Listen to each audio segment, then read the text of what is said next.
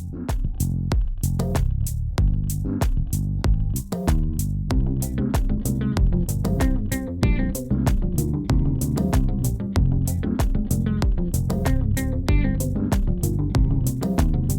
today we're going to be making a grilled cheese.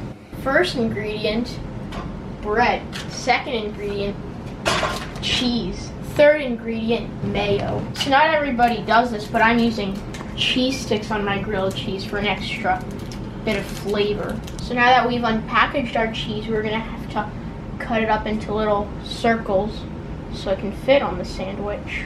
So now that all of our cheese is cut up, we need to put the bread aside and cut up our slice of cheese, obviously.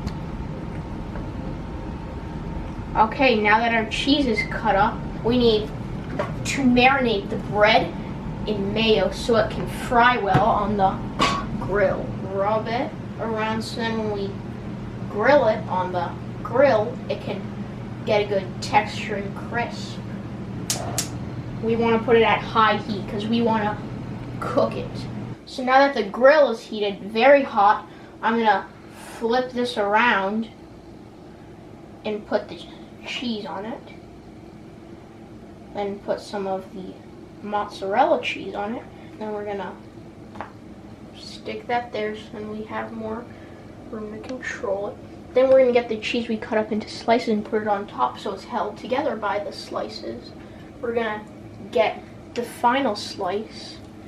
And so, just to give it a bit more flavor, we're going to put some Lowry seasoned salt on the mayonnaise side so then it will stick and seep through.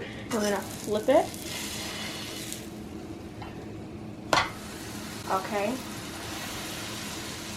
I'm going to press that down so then the mayonnaise on the other side cooks quicker and so then the cheese doesn't fall apart. It's flipping time. We got to flip. Oh, that's pretty done there. So, I'm not going to say the grilled cheese is done because I put these clumps of mozzarella from the cheese sticks in there. These are very solid. It's going to be hard for them to cook. So I need to poke holes in the grilled cheese so then they cook through. But I'm going to turn off the heat so then they can cook, but I don't burn the entire grilled cheese.